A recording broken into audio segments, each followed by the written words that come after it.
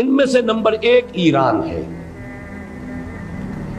اگر ہم چلتے ہیں عرب سے مشرق کی طرف تو ایران ایک اعتبار سے یہ بازی لے گیا ہے پورے عالم اسلام پر.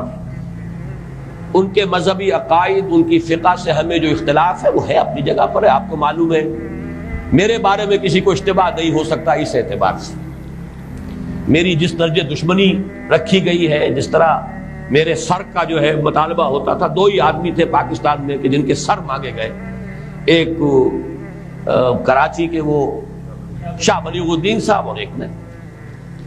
تو اس حوالے سے وہ اپنی جگہ پر اختلاف ہے، لیکن اس حقیقت کا اعتراف کیے بغیر نہیں رہا جا سکتا پورے عالم اسلام میں یہ واحد مسلمان ملک ہے جس نے بہرحال اپنی شریعت، اپنے عقائد کے مطابق ایک مذہبی انقلاب برپا کیا.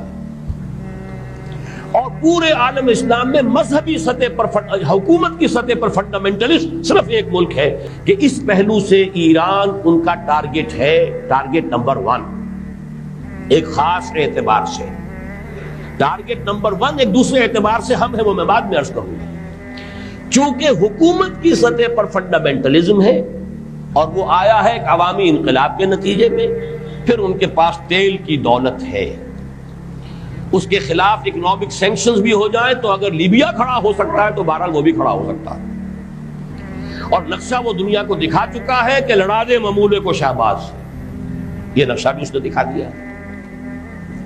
یہ ہے ایران کا معاملہ. نمبر 2 پاکستان.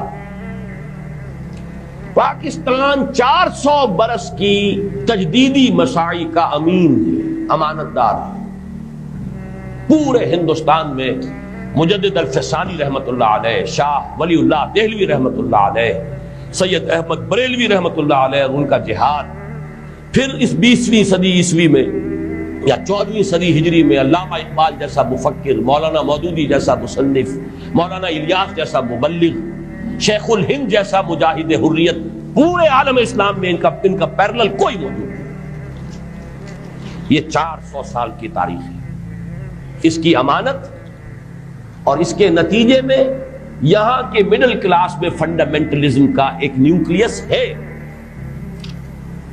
اگرچہ حکومت کی سطح پر کوئی پیش رفت نہیں ہو سکی آج تک، بلکہ اب تو پسپائی ہو رہی ہے، اب پیچھے ہٹ رہے ہیں. وہ ہمارے ان سیاسی جو بھی زعماء ہیں، جو جماعتیں ہیں، ان کی غلطی ہے اور الیکشن ہی کو واحد میدان بنا کر اس کے اندر اپنا سارا وقت و توانائیاں اور قوتیں ضائع کر دینا.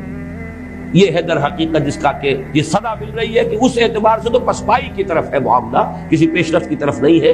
لیکن باہر والے تو دیکھتے ہیں نا کہ اندر کیا کچھ مواد موجود ہے. اگر مڈل کلاس میں وہ فنڈامنٹلزم کا بارود موجود ہے تو کسی بھی وقت اس کے اندر جو ہے وہ کوئی دھماکہ ہو سکتا ہے. دوسری بات جو ان کے لیے ایک اعتبار سے ٹارگٹ نمبر 1 ہمیں بنا رہی ہے وہ ہمارا ایٹمک نو ہاؤ ہے. پورے عالم اسلام میں اور کسی کے پاس نہیں. اسلامی بم اگر بنے گا تو یہی بنے گا. یہ ہے مختلف اسباب جس کے بنا پر ایران اور پاکستان کو آپ بریکٹ کر لیجئے. یہ اس نیو ورلڈ آرڈر کا جو ٹارگٹ نمبر 1 ہے، ایک اعتبار سے ایران ہے، ایک اعتبار سے پاکستان.